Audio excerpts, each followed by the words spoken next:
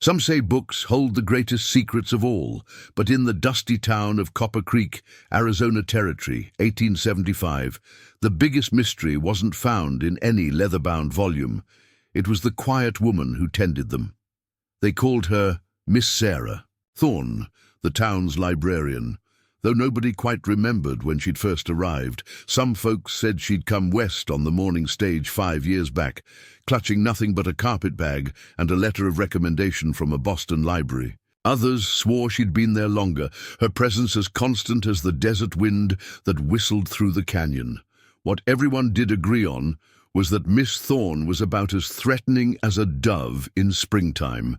She wore her brown hair in a neat bun, wire-rimmed spectacles perched delicately on her nose, and moved through town like a shadow, barely speaking above a whisper. Even the rowdiest cowboys lowered their voices when they passed the library, more out of respect for her gentle nature than any real fear of reproach. Join me today as we delve into the story they still tell in saloons from Arizona to Wyoming. About the time the notorious Carson gang learned that some books are best left on their shelves, and some women aren't quite what they seem. Before we jump in, make sure you're subscribed, because tomorrow's story about the Ghost Rider of Tombstone will leave you sleeping with your lantern lit. Sheriff Tom McCade watched Miss Thorne arrange books through the library window that spring morning, her movements precise and methodical as always. In his 15 years wearing the badge, he'd developed an instinct for trouble, and something about the way 3 trail-worn riders had been watching the library these past days made his coffee taste bitter. "Ain't natural," Deputy Will Hayes muttered, following his boss's gaze. "Way they circle that building like vultures. Carson boys have never shown much interest in reading before." McCade's weathered hand rested on his gun belt. "Might have something to do with that Wells Fargo office next door. Word is they're moving gold through here next week." Inside the library, Sarah Thorne's hands paused ever so slightly as she shelved a copy of Ivanhoe, her fingers lingering on the leather spine. If anyone had been watching closely, they might have noticed how her eyes, sharp despite their gentle appearance, reflected in the window glass, taking in every movement on the street behind her. Those same observers might have wondered about other things too, like why such a refined lady chose to live alone above a library in a frontier town, or how she managed to maintain such an extensive collection of books on a librarian's modest salary. They might have questioned why, on quiet nights, the lamp in her upstairs room burned until dawn, and some claimed they heard the distinct sound of metal on metal like a gunsmith at work. But Copper Creek wasn't the kind of town where folks pried too deeply into their neighbor's business. That was about to change. The morning stage brought more than just mail and passengers that day. It carried whispers, rumors that made McCade's deputy pace the boardwalk with nervous energy. The Carson gang had been busy. 3 banks hit in the past month, each job more brutal than the last. Led by the Carson brothers, Luke and Matthew, the gang had graduated from simple robbery to something darker. Their latest victim, a bank teller in Prescott, had made the mistake of reaching for a gun. They'd made an example of him. What nobody knew, not even Sheriff McCade with all his experience, was that Sarah Thorne had been waiting for these men. 5 years she'd tracked them, moving from town to town, always one step behind. Now they'd finally caught up to her, or perhaps, though they didn't know it yet, she'd finally caught up to them. As the sun climbed higher over Copper Creek, casting long shadows across the dusty street, Sarah adjusted her spectacles and reached for another book. Her movements were as peaceful as ever, but beneath her high-necked blouse, a silver star hung from a chain, a U.S. Marshal's badge that hadn't seen the light of day since that bloody night in Kansas when the Carson gang had killed her partner and left her for dead. The quiet librarian permitted herself a small smile as she heard boots scrape on wooden planks outside. Luke Carson's voice, rough as canyon rocks, drifted through her window. "Mighty fine collection of books you got here. Miss, mind if we browse a while?" The game was about to begin, and Sarah Thorne had been practicing her part for 5 long years. Sarah Thorne turned to face her visitors, her movements deliberately measured and demure. Luke Carson filled the doorway, his broad-shouldered frame casting a shadow across the polished wooden floor. Behind him, his brother Matthew lounged against the doorframe, thumbs hooked in his gun belt, while their third companion, a scarred man they called Rattler Thompson, kept watch outside. "Welcome to the Copper Creek Library, gentlemen," Sarah spoke softly, her Boston accent precise and proper. "Are you interested in any particular subject?" Her fingers unconsciously straightened the already perfect row of books on her desk, a habit that made her appear nervous to most observers. The Carson brothers exchanged amused glances, mistaking her methodical movements for fear. "Heard you got books about bank vaults in here?" Luke drawled, stepping closer. His spurs rang against the wooden floor, an intentionally intimidating sound. In the library's silence, been developing an academic interest in such matters.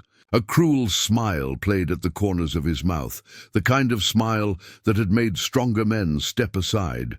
But if Sarah Thorne felt any fear, it didn't show in her steady hands or calm eyes. "Engineering texts are in the far corner, Mr. Carson." The use of his name made Luke's smile falter slightly, though I believe the Wells Fargo office next door might have more practical information about what you're seeking. Dr. Margaret Chen, watching from her medical office across the street, would later tell Sheriff McCade how strange it was to see those hardened outlaws in the library. Through her window, she observed their restless movements among the peaceful rows of books, like wolves in a sheep's meadow. The good doctor had treated Sarah for a mysterious old shoulder wound once, and though the librarian had claimed it was from a childhood fall, Margaret had seen enough bullet scars to know better. Inside the library, Matthew Carson had begun pulling books from shelves at random, letting them fall to the floor with deliberate disregard. "Quite a collection you got here, Miss Thorne," he sneered. "Be a shame if anything happened to it." He reached for a rare first edition of Paradise Lost, but Sarah's voice stopped him. "I wouldn't touch that one if I were you, Mr. Carson." Something in her tone, not fear, but something darker, made Matthew's hand freeze inches from the spine. Some things, once set in motion, can't be undone. Luke Carson stepped closer to Sarah's desk, close enough that she could smell tobacco and trail dust on his coat. "That almost sounds like a threat, Miss Thorne." His hand rested casually on his holstered Colt. "Don't reckon many librarians in Boston would talk to customers that way." Sarah adjusted her spectacles, the movement allowing her to note Rattler Thompson's position outside without seeming to look. "I suppose Boston libraries are different," she replied mildly, "though I imagine they're similar to the one in Lawrence, Kansas. You remember Lawrence, don't you, Mr. Carson? Spring of 1870? The change in Luke Carson's demeanor was instant and terrifying. The casual menace vanished, replaced by something far more dangerous. His voice dropped to a whisper that would have made most women faint with fear. "What did you just say?" But Sarah Thorne continued arranging books on her desk, each movement precise and intentional. "The bank robbery, the marshal who tracked you halfway across Kansas, the shot you thought was fatal." She looked up then, meeting Luke's eyes over her spectacles. "The female marshal you left for dead in the burning building." The silence in the library grew thick as summer storm clouds. Matthew Carson's hand had moved to his gun, and outside, Rattler Thompson had turned to look through the window, sensing the change in atmosphere. Yet Sarah Thorne stood calmly behind her desk, looking for all the world like she was simply discussing. "Late fees?" "Luke," Matthew's voice carried a warning. "We got company." Through the window they could see Sheriff McCade crossing the street, his deputy close behind. Luke Carson's face was a mask of conflicting emotions, rage, disbelief, and something that might have been fear. "This ain't over," he growled, backing toward the door. Not by a long sight. No, Sarah agreed softly, watching them retreat. It's only beginning. As the outlaws walked out, trying to appear casual under the sheriff's watchful eye, Sarah allowed herself a small smile. The Carson gang had just discovered their serpent in the garden. They just didn't realize yet that she was the one who'd chosen this battlefield. Sheriff McCade entered moments later, concern evident on his weathered face. "Everything all right, Miss Thorne? Those men give you any trouble?" "Not at all, Sheriff," Sarah replied, already bending to retrieve the fallen. "Books, though I have a feeling they'll be back. Some stories, you see, demand a proper ending." The Carson gang's visit to the library set Copper Creek buzzing like a disturbed beehive. By sunset, 3 different versions of the encounter had made their rounds through Mary Chen's restaurant, each more dramatic than the last. But it was old Sam Wheeler, who'd been sweeping the boardwalk outside his general store, who noticed something nobody else had, the way Miss Thorne's hands had never trembled, not even once, during the entire confrontation. "Ain't natural," he told Sheriff McCade over evening coffee. "Even the toughest men shake a little when Luke Carson's breathing down their neck. But that librarian of ours—" He shook his head, puzzled, like she was expecting them. At the Golden Spur Saloon, the Carson brothers were having a similar conversation, though in considerably darker tones.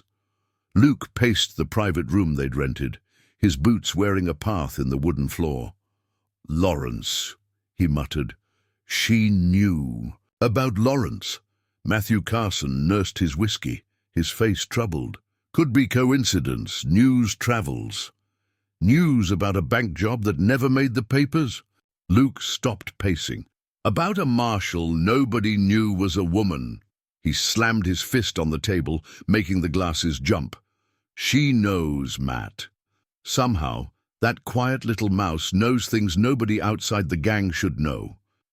Rattler Thompson, leaning his gun in the corner, spoke up. "Want me to handle it, boss? One quiet night, one pulled trigger."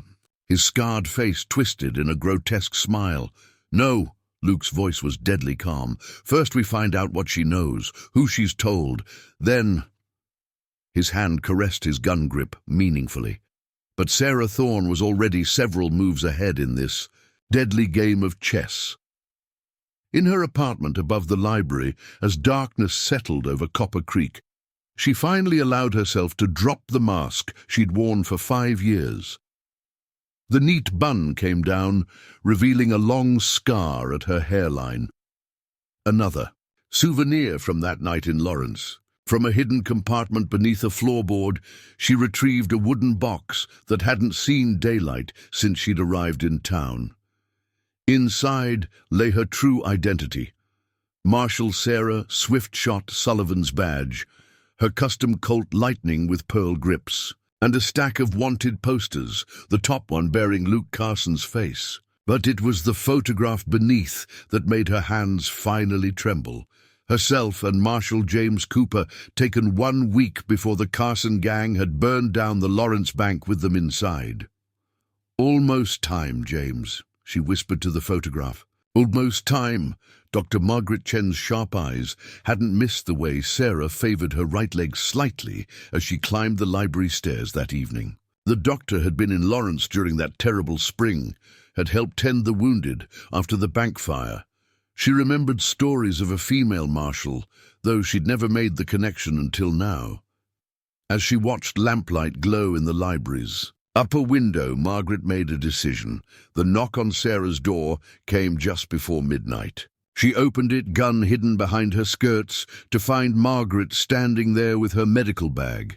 "That shoulder wound needs tending," the doctor said simply. "And I suspect you'll want to be in top form for whatever's coming." Their eyes met, in a moment of understanding. "Come in, Doctor," Sarah said softly. "I believe we have much to discuss." Meanwhile, Sheriff McCade sat in his office, pieces of a puzzle slowly fitting together in his mind. Telegraph inquiries about the Carson gang had brought unexpected responses, warnings from other lawmen, hints about a mysterious marshal who'd nearly brought them to justice years ago. But it was the latest wire from Kansas that truly caught his attention. Female marshal survived Lawrence fire, disappeared, still hunting Carson gang. In the street outside, Rattler Thompson watched the library's glowing window, his hand itching for his gun. But Luke's orders were clear. Watch and wait. Learn her routine, her weaknesses. In the morning, they'd begin squeezing the truth from her, one way or another. What none of them realized was that Sarah's apparent routine, her quiet predictability, was itself a weapon, honed over years of patient waiting. Every book she'd shelved, every whispered conversation, every demure glance had been building to this moment. The Carson gang thought they were springing a trap, but they were walking into one 5 years in the making. As midnight approached, 2 more riders slipped into Copper Creek unnoticed, more of the Carson gang arriving for whatever their leaders were planning. But they weren't the only ones preparing for tomorrow. In her apartment, Sarah cleaned her Colt with practiced precision, each movement as methodical as shelving books. The time for masks was almost over. Dawn broke over Copper Creek with an unsettling calm. Sarah Thorne opened the library precisely at 8 o'clock, just as she had every morning for 5 years. But today, subtle changes marked the difference between routine and preparation. The heavy oak reading table had been shifted slightly, providing better cover from the front windows. Certain books had been removed from lower shelves, creating spaces wide enough to shoot through. Dr. Margaret Chen, now keeper of Sarah's secrets, noticed other changes too. The way Sarah's skirts hung slightly differently, concealing what the doctor knew to be a holster strapped to her thigh, the way she'd arranged mirrors on her desk to reflect the street behind her. Small things, invisible to most, but telling to those who knew where to look. You weren't just a marshal, Margaret had realized during their midnight conversation. You were a legend. They called you Swift Shot Sullivan, fastest gun in 3 territories. Sarah's response had been characteristic, quiet, measured, deadly serious. Speed isn't everything, Doctor. Patience is a weapon too, one the Carsons gang never learned to respect. Now watching from her office, Margaret saw Luke Carson emerge from the Golden Spur, his face dark with purpose. 2 more riders had joined their group overnight, Jonas Dirt McCullough and a Mexican gunslinger known only as El Coyote. Both had reputations that made even hardened men nervous. Sheriff McCade, making his morning rounds, noted their arrival. With growing concern, he'd received another telegraph from Kansas that morning, this one marked urgent. Carson gang responsible for 6 bank robberies stop, 15 dead stop, female marshal only one who ever got close stop. Exercise extreme. Caution stop! Inside the library, Sarah calmly assisted Mrs. Peterson in selecting a novel for her reading circle, all while tracking the movements of Rattler Thompson through the window's reflection. He'd been circling the building since sunrise, like a wolf. Testing fences. Pride and Prejudice is always a favorite, Sarah recommended softly, her gentle smile never wavering as she heard boots on the boardwalk outside. The door opened, bringing not just the morning heat, but Matthew Carson and El Coyote. Mrs. Peterson, sensing the tension, clutched her book and hurried out.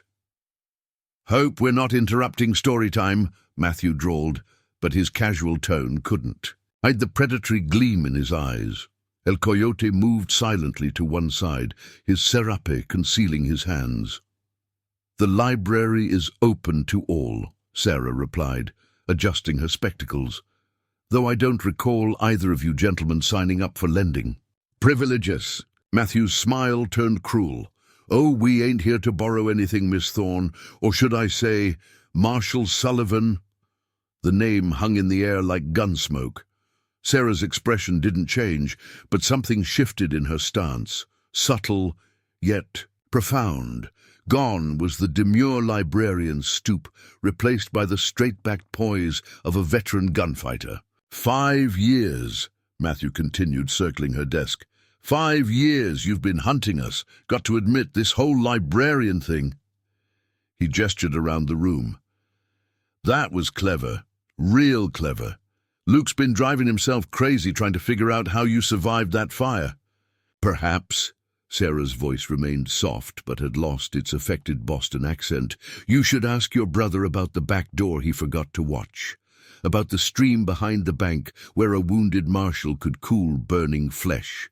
About the tracker who taught her to disappear until the time was right. El Coyote's hand twitched toward his gun, but Matthew waved him off. Luke wants to talk to you. Private-like. About Lawrence. About what you think you know. I don't think, Mr. Carson, I know. Sarah's fingers traced the spine of a nearby book. The Count of Monte Cristo. I know about the teller you killed in Prescott, about the strongbox you took from the orphanage in Yuma, about the girl in Tombstone who recognized Luke and disappeared the next day. Matthew's face darkened. You seem awful comfortable for someone surrounded by killers. Sarah's smile was cold as desert frost. Comfort is relative, Mr. Carson, much like survival. Your brother learned that in Lawrence, or thought he did. Shall we discuss what else he failed to learn that day? Through the window, she could see Luke Carson himself approaching, flanked by Dirt McCullough and Rattler Thompson. The trap was closing, but whose trap remained to be seen. Time for a reunion, Matthew sneered, just as the library door opened again. Luke Carson's entrance changed the air in the library, like a storm front rolling across desert skies. He moved with the calculated grace of a man who'd built his reputation on violence. Each step measured, each gesture precise. Rattler Thompson and Dirt McCullough flanked him like shadows, their hands never far from their guns. Marshal Sullivan, Luke's voice carried equal measures of amusement and venom. Or do you prefer Miss Thorne? I got to admit, you had us fooled. Been trying to figure out how you knew about Lawrence. Never thought to look for a ghost in a library. Sarah stood behind her desk, every bit the proper librarian despite the predators surrounding her. Ghosts are just stories, Mr. Carson. Like the ones people tell about you. Though I find the reality far more interesting than the legend. Dr. Margaret Chen, watching from across the street, had already sent her assistant running for Sheriff McCade. She could see other townspeople gathering at a safe distance, drawn by the tension radiating from the library like heat waves off summer sand. Reality. Luke's laugh was sharp as broken glass. Reality is you're surrounded. Reality is there's 6 of us and 1 of you. Reality is... Reality, Sarah interrupted softly, is that you still haven't learned to count properly, just like in Lawrence. Her eyes flicked to the window, where McCade and 3 deputies had appeared, weapons drawn. Though I suppose proper. Arithmetic was never your strong suit. Luke didn't even glance outside. You think the law troubles me? Way I hear it, half the sheriffs in the territory are in someone's pocket. Question is, Marshal, what pocket does McCade belong in? That's what's always fascinated me about you, Luke. Sarah's voice remained calm, almost scholarly. Your absolute certainty that everyone is as corrupt as you are.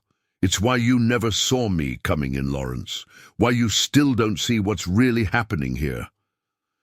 El Coyote moved like a striking snake, his hand dropping to his gun. But Sarah's next words froze him mid-motion. The Hernandez family, El Coyote, the one Luke told you died resisting arrest. He lied, they surrendered. He killed them anyway, just like he'll kill you when you're no longer useful. The Mexican gunslinger's eyes narrowed, his gaze shifting. Between Sarah and his employer, Luke's face twisted with rage. Shut your mouth, you, Mr. Thompson, Sarah continued as if lecturing on literature. Did Luke tell you about the bank job in Santa Fe? About how he left his own cousin to hang so he could escape with the gold? Seeds of doubt appeared. In Rattler Thompson's scarred face, Dirt McCullough took a step back, his loyalty visibly wavering. "She's playing you," Matthew snarled. "Like she played us with this whole Librarian act. Luke, we need to end this now." But Sarah wasn't finished. "Tell them, Luke. Tell them about the cache of stolen gold you've hidden, the one even Matthew doesn't know about, the one you'll use to start a new gang after you've disposed of this one." Luke's gun cleared leather with explosive speed. "I said—" "Shut your—" The sound of a hammer cocking echoed through the library. But it wasn't Sarah's gun, it was El Coyote's, aimed squarely at Luke Carson's back. "Is this true?" the Mexican gunslinger demanded. "About the Hernandez family. You're gonna believe some storytelling woman over me?" Luke's voice dripped contempt, but there was fear in his eyes now.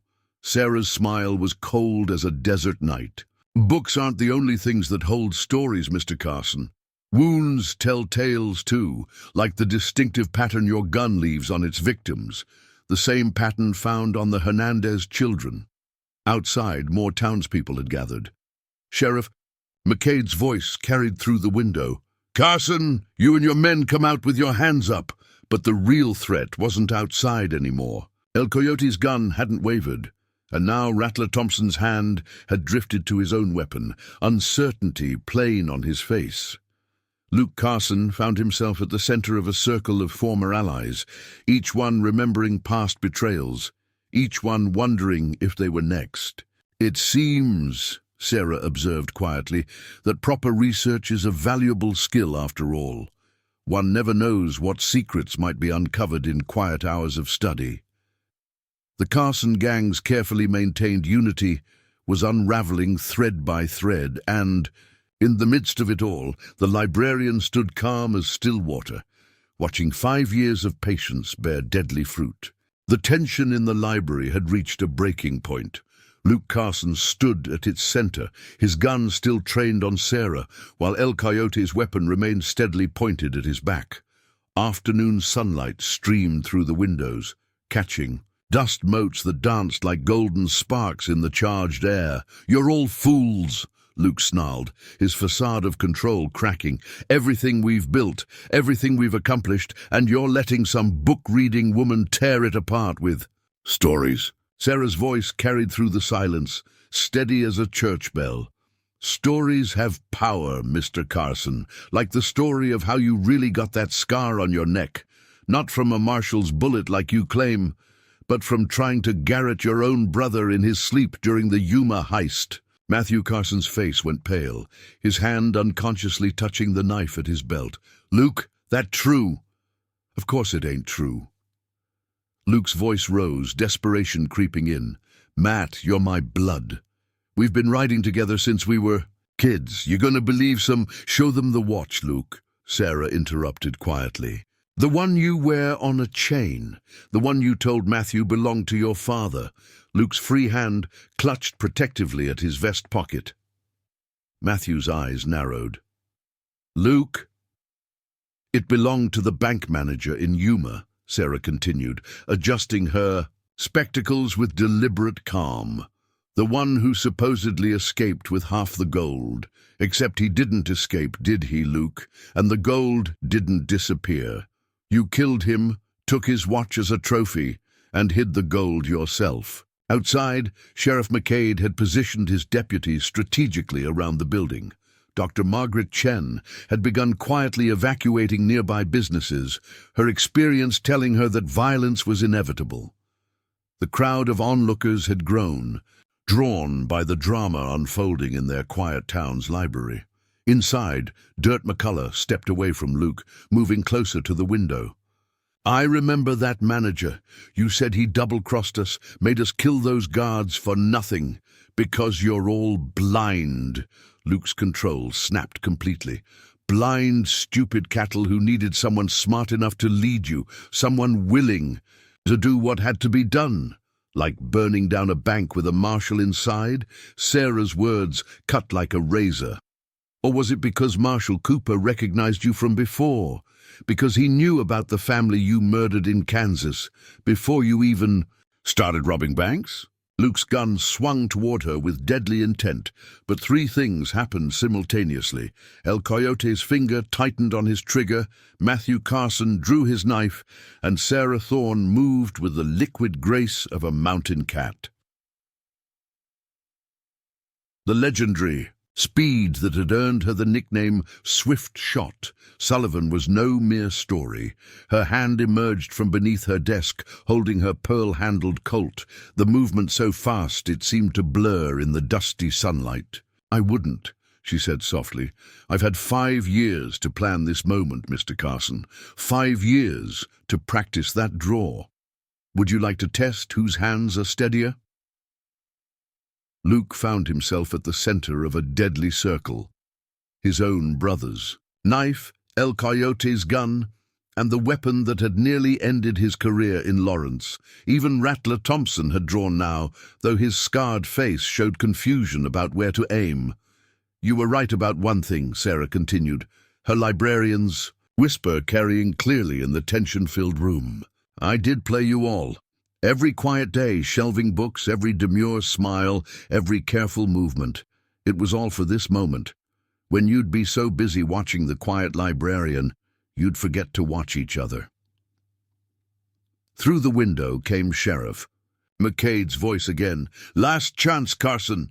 Surrender or we're coming in." Luke's eyes darted between his former allies, seeing nothing but betrayal and deadly intent.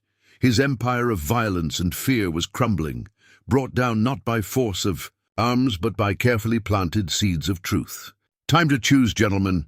Sarah's voice remained calm, though her grip on her Colt was steel-steady. "Your loyalty to a man who's betrayed you all, or a chance to save yourselves. Unlike Mr. Carson, I believe in giving people choices." The library had become a powder keg, and the next word, the next movement, would be the spark that set it off. The break, when it came, started with a whisper. Dirt McCullough, his voice barely audible, spoke what everyone was thinking. "She's right, Luke. You've been playing us all along." Luke Carson's response was explosive. He spun toward McCullough, his gun tracking the movement. But that split second of divided attention was all Sarah needed. Her Colt seemed to materialize in the air as she drew, the motion so smooth it looked almost casual. The crack of her shot echoed through the library like thunder, and Luke's gun went spinning across the polished floor, his hand bleeding from where the bullet had grazed it. "That," Sarah said calmly, "was a warning. The next one won't be." The careful facade of the quiet librarian had vanished completely. In its place stood Marshal Sarah Swiftshot Sullivan, her stance professional, her aim unwavering. Even her voice had changed, the Boston accent replaced by the harder edges of frontier justice. "5 years ago in Lawrence," she continued, "I made the mistake of giving you too many warnings, Mr. Carson. Marshal Cooper paid for my hesitation with his life. I won't make the same mistake twice." Outside, Sheriff McCade had heard the shot.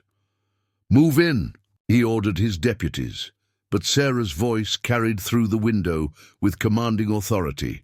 "Stay back, Sheriff. This needs to finish where it started, with the law that wore a badge before your time." Matthew Carson stood frozen, his knife still half drawn, looking between his brother and the woman who'd orchestrated their downfall. "All this time," he whispered, "all those stories about the gold, about Luke's betrayals. Ask him about Emily." Sarah's words cut like a blade. "Your sweetheart in Dodge City, the one who died in that mysterious fire while you were away. Ask him why he was seen riding out of town that night." The color drained from Matthew's face. "Luke!" But Luke Carson hadn't survived this long by giving up easily. Despite his bleeding hand, he laughed, a harsh, desperate sound.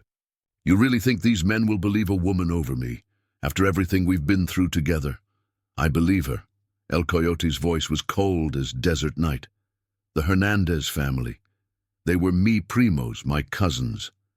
I've been hunting their killer for 2 years, and that bank manager in Yuma, Rattler Thompson added, his scarred face twisted with growing rage. He was wearing my father's watch when he died. The one you said was lost in the robbery. Dr. Margaret Chen, watching from her window across the street, saw the exact moment when Luke Carson realized he'd lost control. It was the same look she'd seen on wounded rattlesnakes just before they struck. You want the truth? Luke's voice rose manically. Fine. Yes, I killed them all. The Hernandez family was going to talk. Emily knew too much. And that's self-righteous. Marshal Cooper? He spat the words at Sarah. I made sure he burned slow listening to you scream. The confession hung in the air like smoke, and in its wake came the metallic sound of multiple hammers being cocked. Matthew's knife was fully drawn now, his knuckles white around the handle. El Coyote's gun pressed harder against Luke's back, while Rattler Thompson and Dirt McCullough had both taken aim at their former leader. Sarah's voice cut through the tension. Remember Lawrence, Luke? Remember what you said while the bank burned? No one man can stand against the Carson gang, but you were wrong twice over. It wasn't one man, it was one woman. And it wasn't standing against you that mattered. It was being patient enough to let you destroy yourself. Through the window, the gathered crowd could see the tableau.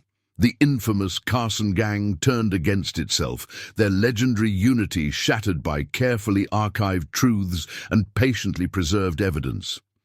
In the center of it all stood Sarah Thorne, the librarian who'd spent 5 years cataloging not just books, but sins, secrets, and carefully planned vengeance.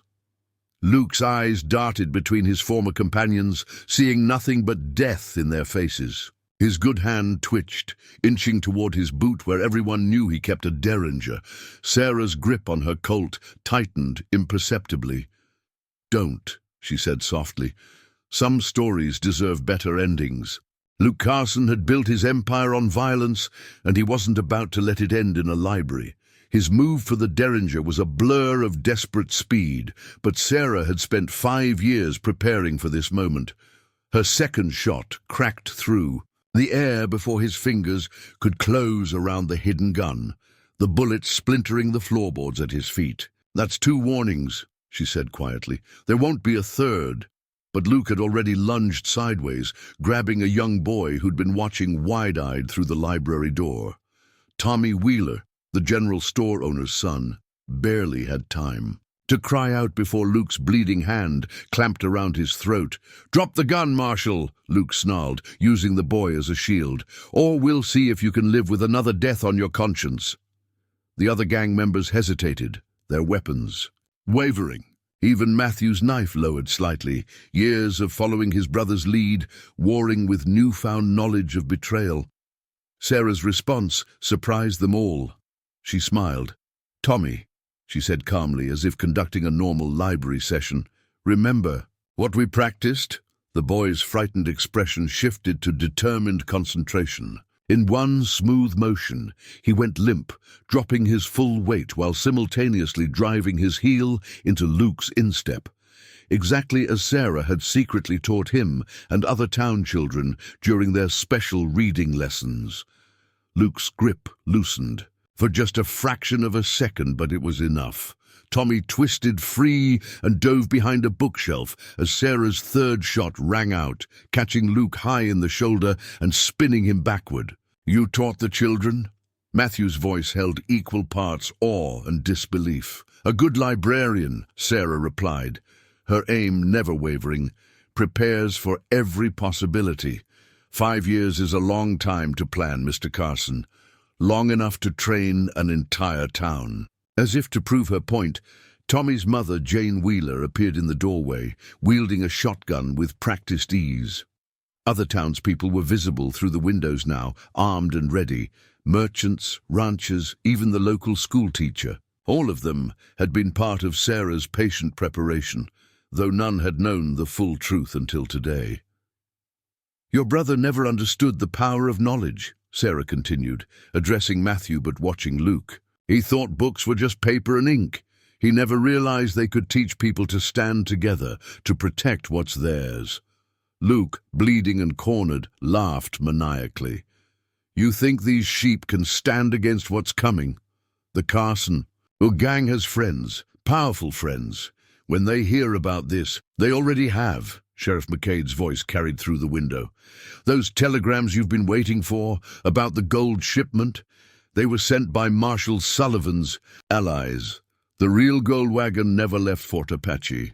Dr. Margaret Chen, still watching from her office, saw the moment realization hit Luke Carson, the understanding that he'd been outmaneuvered on every front. The feared leader of the Carson gang had walked into a trap 5 years in the making, sprung by a woman he'd thought he'd killed. "It's over, Luke," Matthew said quietly, his knife now pointed firmly at his brother. "The only question is how it ends." Luke's response was a snarl of rage and a desperate dive towards Sarah, apparently willing to die if he could take her with him. But Sarah's fourth shot never came, because El Coyote's gun barked first, followed immediately by Rattler Thompson's. Luke Carson, terror of the territories, hit the library floor among scattered books and papers. His last sight was Sarah Thorne, calmly adjusting her spectacles, every inch the proper librarian, despite the gun in her hand. "You should have read more, Mr. Carson," she said softly. "Books have much to teach about justice, loyalty, and the consequences of one's actions." As the smoke cleared, Sheriff McCade and his deputies finally entered the library. They found Matthew, Carson and the other gang members laying down their weapons, their surrender as much to Sarah's methodical strategy as to the law's authority. Tommy Wheeler, peeking out from behind the bookshelf, looked at Sarah with newfound understanding. "Miss Thorne," he asked, "does this mean our special reading lessons are over?" Sarah's smile held both warmth and steel. "On the contrary, Tommy, I believe Copper Creek could benefit from a more comprehensive education program." The afternoon sun cast long shadows through the library windows as Dr. Margaret Chen tended to Luke Carson's wounds. The notorious outlaw would live, though many in town questioned whether that was a mercy. Sarah watched from her desk, her pearl-handled Colt now holstered but still visible, a clear statement that the pretense of the demure librarian was no longer needed. "5 years," Matthew Carson muttered, sitting handcuffed in a reading chair. "5 years you've been teaching children how to escape holds, showing townspeople how to shoot, all while building your case against us. Why here? Why Copper Creek?" "Because it was perfect," Sarah replied, running her fingers along a shelf of law books, volumes she'd studied during countless night shifts. "A small town with a strong heart. Far enough from Lawrence that no one would make the connection.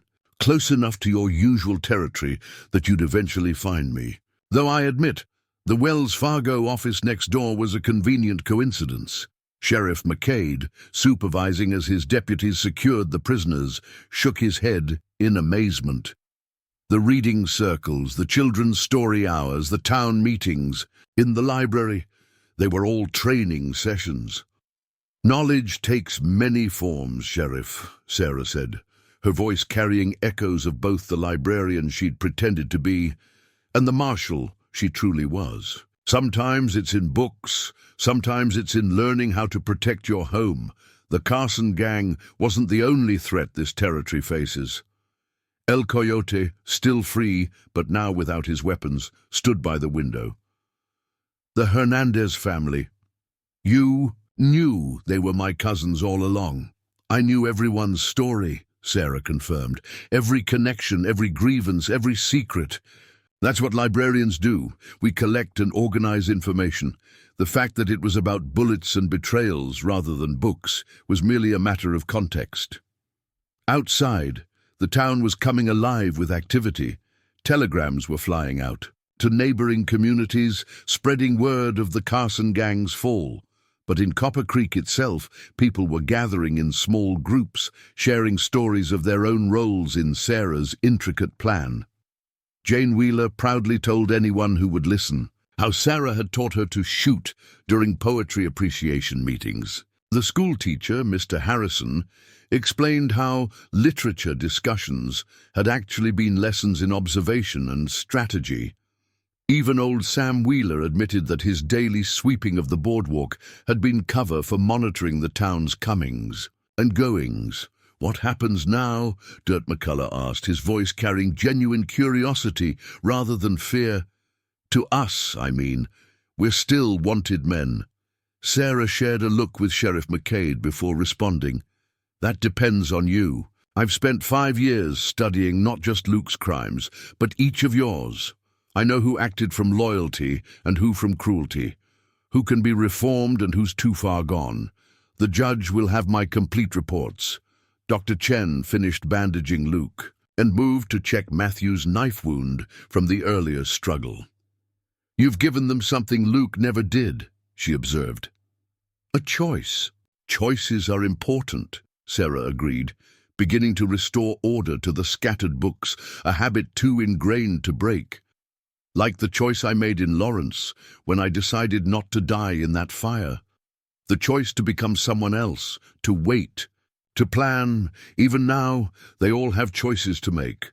Through the window came the sound of more horses, reinforcements from neighboring towns drawn by McCade's telegrams. But Sarah's attention was on Tommy Wheeler, who had returned with an armload of books knocked down during the confrontation. "Will you still teach us, Miss Thorne?" he asked, helping her reshelve them, "even though you're really a marshal?" Sarah's smile held warmth that surprised her former adversaries. "I think, Tommy, I'm both now. Copper Creek needs its library as much as it needs protection, perhaps more in the long run." Matthew Carson watched this exchange with growing understanding.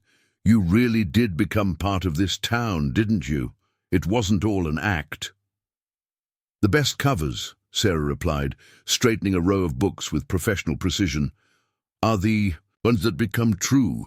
I came here hunting justice, but I found something I thought I'd lost in that fire, a home worth protecting, a community worth building." As if to emphasize her point, more townspeople were arriving, bringing food and supplies for the impromptu jail their library had become. Each one nodded to Sarah with a mixture of respect and affection, not for the marshal who'd brought down the Carson gang, but for the librarian who'd helped build their community. Evening settled over Copper Creek like a dusty blanket, bringing with it an air of unreality to the day's events. The library, now guarded by deputies and illuminated by oil lamps, had become the center of an impromptu celebration. Townspeople drifted in and out, bringing food and news in equal measure, each one stopping to share a word with the librarian they thought they'd known. "You really taught my Mary how to shoot?" Ben Peterson asked, his weathered face a mix of concern and admiration. "During those advanced reading classes?" Sarah nodded, checking the ropes on Luke Carson's restraints as she spoke. "Along with mathematics, history, and yes, actual reading. An educated mind is as important as a steady hand, Mr. Peterson. Your daughter excelled at both." Luke, barely conscious but still defiant, spat words through bloodied lips. "You'll never be safe. The gang's got friends in every territory. They'll come for you." "Perhaps," Sarah replied calmly, adjusting her spectacles, "but they'll find more than one marshal waiting. Speaking of which," she turned to Sheriff McCade, "I believe we're about to have company." As if summoned by her words, the sound of approaching horses filled the street. Dr. Chen, peering through the window, counted at least a dozen riders approaching through the gathering dusk. But unlike the tension that had accompanied the Carson gang's arrival, Sarah's small smile suggested these visitors were expected.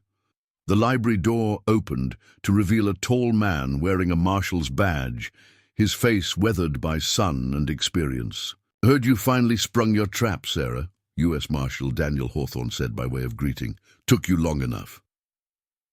"Some stories require proper pacing, Daniel," she replied, embracing her old friend. "As I recall, you're the one who taught me the value of patience." More marshals filed in behind him, among them faces that made even the hardened members of the Carson gang pale. These were legendary lawmen, hunters of men whose reputations stretched across territories. Each one nodded to Sarah with respect born of shared history. After Lawrence, Hawthorne explained to the watching townspeople, Sarah came to us with a plan, not just to catch the Carson gang, but to dismantle their entire operation. While she built her cover here, we've been following her intelligence, picking apart their network piece by piece. Matthew Carson's eyes widened with sudden understanding. The failed bank jobs, the missing gold shipments, the informants who disappeared, that was all you. Knowledge is power, Mr. Carson, Sarah said, shelving a final displaced book. While Luke was watching for gunfighters, I was building a library of evidence. Every connection, every crime, every secret account and hidden partner. Your brother didn't just lose his gang today. He lost an empire he didn't even know was already crumbling. Marshal Hawthorne produced a stack of papers. We've got arrest warrants for 3 territorial judges, 2 bank presidents, and a dozen other conspirators. The Carson gang's friends are about to have problems of their own. The news hit Luke Carson harder than any bullet. His carefully built network of corruption and protection, constructed over years of violence and intimidation, had been dismantled by a quiet woman with a book ledger and infinite patience.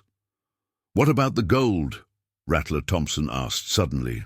The Yuma shipment Luke hid? Sarah's smile held a hint of her old librarian's mystery. Check the library's basement. 3rd brick from the left, behind the history of banking section. Luke's not the only one who can hide things in plain sight. The revelation brought a round of amazed laughter from the townspeople. Even Marshal Hawthorne cracked a smile. Always did say, the best place to hide something was in a book. Nobody looks there anymore. But it was Tommy Wheeler who asked the question everyone was thinking. You're not leaving, are you, Miss Thorne? Now that it's over? Sarah looked around the library, at the books she'd carefully curated, the community she'd helped build, the lives she'd become part of. No, Tommy. My work as a marshal might be finished, but a library is never truly complete. Copper Creek still has stories to tell. And lessons to teach, Dr. Chen added meaningfully, glancing at the captured outlaws. Indeed, Sarah agreed, her hand unconsciously touching the badge she still wore beneath her blouse. After all, even the most difficult characters can find redemption in the right story. As night settled over the town, the library glowed like a beacon, its windows spilling warm light into the desert darkness. Inside, past and present, justice and mercy, fact and fiction had woven together into something new, a story that would be told in whispers and legends for years to come. The next morning dawned clear and crisp over Copper Creek, the rising sun painting the library's windows in shades of amber and gold. The Carson gang had been moved to more secure accommodations in the town jail, but the library remained the center of activity as Marshal Hawthorne and his men began the meticulous process of documenting 5 years of gathered evidence. It's remarkable, Hawthorne muttered, poring over Sarah's carefully maintained ledgers. Bank records, witness statements, connection maps. You didn't just build a case. You wrote a complete history of corruption in the territory. Sarah moved through the library with the same quiet efficiency she always had, though now her gun belt was worn openly over her skirts. Books taught me that every story has its own organization system. Criminal empires are no different. They just require a different kind of cataloging. El Coyote, who had been granted provisional freedom in exchange for his testimony, watched her with newfound respect. You knew about the Hernandez family connection from the beginning? That I was hunting Luke? I knew about everyone, Sarah replied, pulling out a slim volume from behind her desk. This ledger tracks every person affected by the Carson gang's operations. Every family member seeking justice, every potential ally or enemy. When you arrived in town, I simply added your chapter to the story. Dr. Chen arrived with fresh coffee and news from her morning rounds. "The telegraph office is overwhelmed," she reported. "Every lawman and newspaper in 3 territories wants details. They're calling it the greatest sting operation in Western history." "They're missing the point," Sarah said softly, running her fingers along the spines of her beloved books. This wasn't just about catching criminals. It was about teaching a town to protect itself, about building something stronger than fear. Outside, life in Copper Creek was already changing. The Wells Fargo office had posted notices about new security measures, ones that Sarah had quietly suggested years ago. The town council was discussing formal shooting lessons for all residents, and Mr. Harrison's school curriculum now officially included strategy and observation skills. Tommy Wheeler burst into the library, excitement overshadowing his usual quiet demeanor. "Miss Thorne, some men from the territorial newspaper want to interview you. They're asking about the librarian who tamed the West. That's what they're calling you." Sarah shared an amused look with Marshal Hawthorne. "Perhaps we should start a new section in the library," she mused. "True stories of the territory." "Speaking of stories," Matthew Carson's voice carried from the doorway, where he stood under guard. "I've been thinking about what you said. About choices and redemption." The room fell silent as Sarah turned to face him. Unlike his brother, Matthew had shown genuine remorse once the truth about Luke's betrayals came to light. "Go on," she encouraged. "I know things about the gang's operations," he continued. "Things even Luke didn't tell you. If I help shut down what's left of the network, maybe I could start writing a different kind of story for myself." Marshal Hawthorne watched Sarah carefully, curious how she'd respond to this tentative offer of redemption from a man who'd once been her enemy. "The library," she replied thoughtfully, "has always been open to those seeking knowledge, even those learning from their mistakes." She turned to Hawthorne. "The territory could use more informants who understand how criminal empires work." Tommy, who had been shelving books nearby, spoke up unexpectedly. "Like in Les Miserables, Miss Thorne, about the man who changed his life after someone showed him mercy." Sarah's smile held pride in her young student's literary insight. "Exactly. Like that, Tommy. Although in this case," she added, fixing Matthew with a stern look, "redemption will require more than just good intentions. It will require action, truth, and a commitment to justice." Dr. Chen nodded approvingly. "Sometimes the most powerful stories are the ones about change, about becoming something different than what you were." "Like a marshal becoming a librarian?" Marshal Hawthorne asked with a knowing smile. "Or perhaps," Sarah replied, adjusting her spectacles, "like a librarian who never stopped being a marshal. Some roles complement each other, like different chapters in the same book." As morning stretched toward noon, more visitors arrived seeking answers about the legendary librarian who had brought down the Carson gang. But they found more than just a story of justice served. They found a testament to the power of patience, knowledge, and the quiet strength of a community united by something stronger than fear. Word spread through the territories like wildfire, each retelling of the Carson gang's downfall growing more elaborate than the last.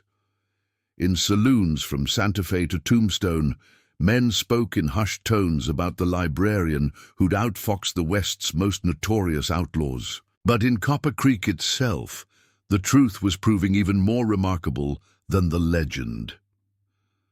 Sarah stood in the library's basement, showing Marshal Hawthorne and Sheriff McCade the hidden compartments she'd built into the walls. Each space held carefully preserved evidence, bank ledgers showing stolen money's path, letters proving judges' corruption, even the original plans from the Lawrence Bank robbery. 5 years of patience, Hawthorne marveled, examining a stack of coded messages she'd intercepted. Most lawmen would have drawn iron the moment they saw Luke Carson. "Most lawmen," Sarah replied, adjusting an oil lamp, "never had to rebuild." themselves from ashes, Lawrence taught me that justice needs more than just a fast draw. It needs foundation, structure, support. She gestured to the books lining the walls. Like a library. Above them, the sound of hammering echoed through the floorboards. The town council had voted unanimously to expand the library, adding a proper reading room and classroom space. Sarah's special lessons would now be official town policy, mixing education with practical frontier skills. Got more students than ever? Sheriff McCade noted with a smile. Seems every young buck in 3 territories suddenly wants to learn reading and writing from the famous Marshal Sullivan. They'll learn more than that, Sarah said firmly. They'll learn that strength isn't just in a gun hand, that knowledge can be a shield as well as a weapon. The Carson gang fell not because we outfought them, but because we outsmarted them. Dr. Chen descended the stairs, carrying fresh bandages for Luke Carson's wounds. Speaking of learning, you might find this interesting. She handed Sarah a letter. It's from Matthew Carson's judge. Seems your testimony about his cooperation has made an impression. Sarah scanned the letter, her expression thoughtful. Reduced sentence in exchange for helping dismantle the remaining criminal networks. Seems your choice is paying dividends, Mr. Carson. She called up the stairs where Matthew sat under guard. Choices and consequences, Matthew replied, his voice carrying a new humility. Like you said, Miss Thorne, every story teaches something if you're willing to learn. The afternoon brought more visitors. Reporters seeking interviews, lawmen wanting advice, even a representative from the territorial governor's office. But Sarah's attention was focused on the ordinary townspeople who kept finding reasons to stop by, not to gawk at the famous marshal, but to talk with their librarian. Mrs. Peterson brought her new reading circle selections, though the discussion quickly turned to advanced shooting techniques. Tommy Wheeler proudly showed off his improved penmanship, practiced alongside lessons in observation and strategy. Even old Sam Wheeler admitted that his new history discussions with other shopkeepers had improved more than just their knowledge of the past. You've built something unique here, Marshal Hawthorne observed, watching the community interact. A fortress made of books and bonds instead of stone and steel. Books are stronger than stone, Sarah replied, shelving a worn copy of The Three Musketeers that had served as a signal book during her operation. Stories outlast empires. Luke Carson built his power on fear and force, temporary things, but knowledge, trust, community, those endure. As evening approached, Sarah found herself at her familiar desk, but now her marshal's badge lay openly beside her librarian's ledger. The duality no longer needed to be hidden, and somehow that made both roles stronger. "Will you write it down?" Tommy asked, helping to clean up after the day's excitement. "The whole story, I mean. About how you caught them," Sarah smiled, picking up her pen.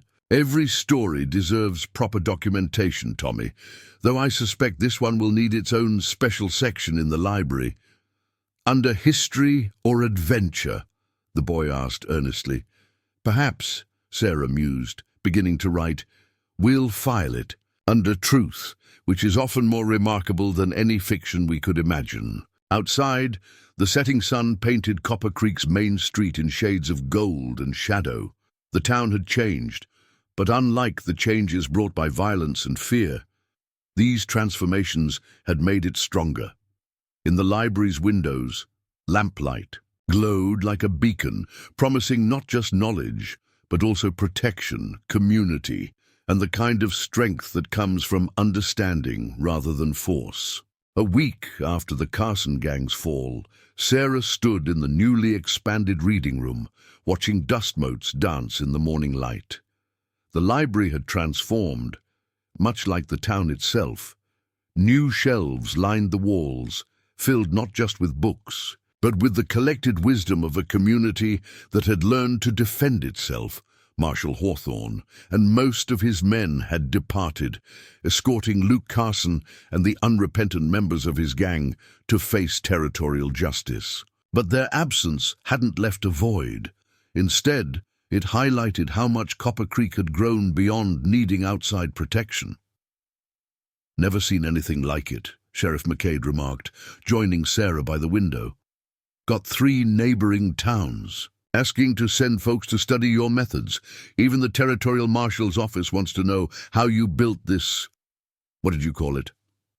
"A learning fortress," Sarah replied, adjusting a row of books with practiced precision. "Though I prefer to think of it as a living library. Every person who comes through that door adds their own chapter to our story." Dr. Chen arrived with her morning reports, but today they weren't about wounds or wanted men. "The school board approved your new curriculum," she announced. "Reading, writing, arithmetic, and what you're calling practical frontier studies." Sarah smiled, remembering her own unconventional education after Lawrence. "Marshal Cooper always said the best defense is a prepared mind. I don't think this is quite what he meant, but I believe he'd approve." Through the window they could see Matthew Carson, under supervised release, helping to unload a wagon of new books. His knowledge of criminal networks was proving invaluable in dismantling what remained of his brother's empire, but it was his genuine interest in reformation that had surprised everyone, except Sarah. Found him reading Les Miserables in his cell, Deputy Hayes reported, shaking his head in wonder. "Said something about understanding Jean Valjean better now." "Stories have power," Sarah observed, touching the marshal's badge she now wore openly alongside her librarian spectacles. "They can reshape how we see ourselves, how we understand our choices." The morning brought a steady stream of visitors. Mrs. Peterson's reading circle now included discussion of defensive tactics alongside literary analysis. Tommy Wheeler proudly demonstrated to his friends how to spot a tale while delivering books to homebound readers. Even old Sam Wheeler had incorporated observation exercises into his shopkeeping. "Got something for you," he said, presenting Sarah with a hand-carved sign for the library's entrance. The words, "Knowledge protects," had been carefully etched beneath the traditional library rules. "Appropriate," Sarah mused, running her fingers over the carving. "Though perhaps we should add knowledge transforms as well." A telegram arrived from the territorial capital requesting Sarah's presence at upcoming trials. But unlike the messages she'd once hidden away, this one she posted openly on the library's notice board, next to announcements for shooting lessons and strategy classes.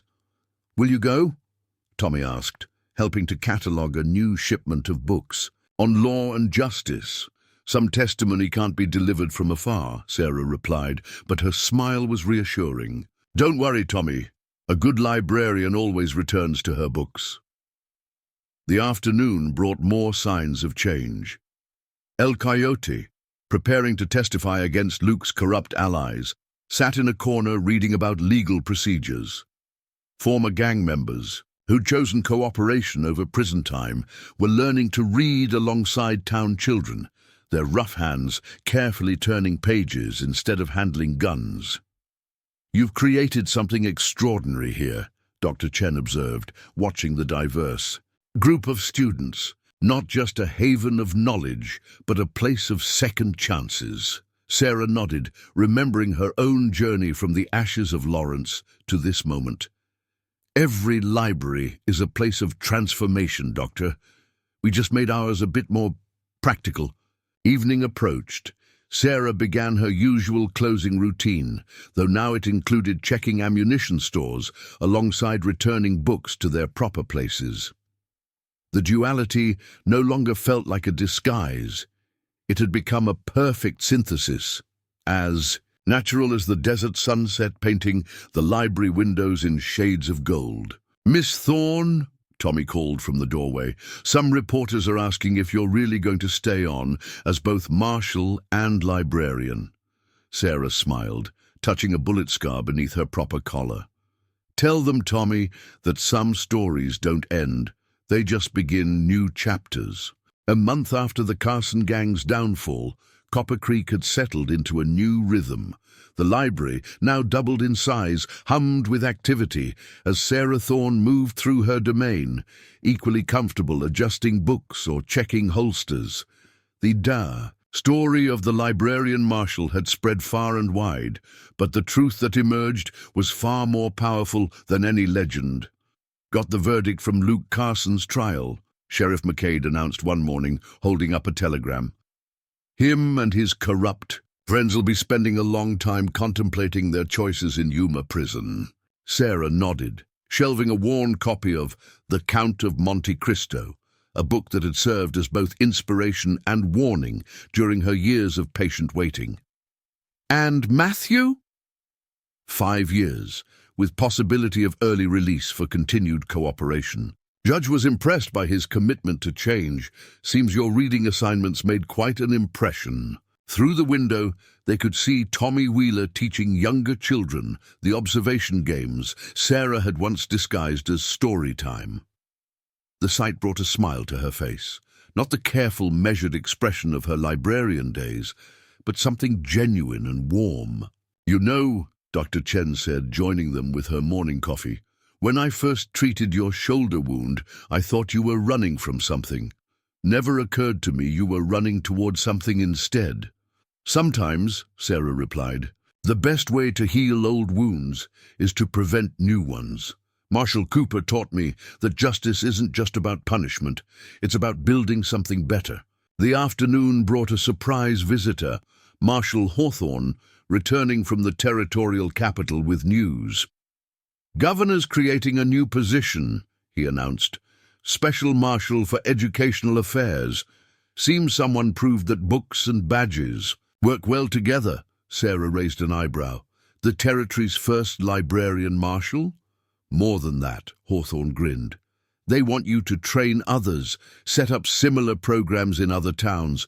Seems Copper Creek's become something of a model for frontier justice." The idea sparked immediate interest. Already, 3 neighboring communities had requested Sarah's guidance in establishing their own learning fortresses.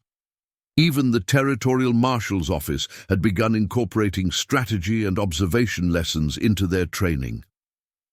"Life's full of irony," El Coyote observed from his usual reading spot. "Luke Carson spent years building an empire through fear, only to have it dismantled by books and patience." "Fear is temporary," Sarah responded, helping Tommy arrange a new display about frontier law. "Knowledge endures. That's what makes it powerful." As sunset painted the desert sky in familiar golds and purples, Sarah stood on the library's new second-floor balcony, surveying her town. Below, Copper Creek bustled with life. Children practicing their lessons, townspeople moving with new confidence, former outlaws finding redemption through learning. "Miss Thorne?" Tommy appeared at her elbow. "Found something interesting in the new history books. Says most famous lawmen are remembered for how many bad men they shot, but you'll be remembered for how many people you taught to protect themselves." Sarah smiled, touching the twin symbols of her authority, Marshal's badge and librarian's spectacles. "The best victories, Tommy, are the ones that need no bullets, just wisdom, patience, and the courage to write your own story." In her private office, Sarah finally completed her personal account of the Carson gang's fall. But unlike the dime novels already circulating, her version focused on the power of community, education, and transformation. The final page contained a simple truth. In the end, it wasn't guns or badges that won the day. It was knowledge, freely shared and carefully nurtured, that proved the strongest weapon of all. The sun set on Copper Creek, but lights still burned. In the library windows, a beacon of learning and protection that would inspire generations to come. Sarah Thorne, the librarian who became a marshal while never ceasing to be a librarian, had created something unique in the American West, a place where justice and knowledge walked hand in hand, and where even the hardest hearts could find redemption among the shelves. Some folks say this next story's even better, Tommy whispered to a group of wide-eyed children gathered for evening lessons. Want to hear about how Miss Thorne helped catch the Ghost Rider of Tombstone? But that, as they say, is a story for another day. Don't forget to subscribe and let us know in the comments which of Miss Thorne's lessons would you like to learn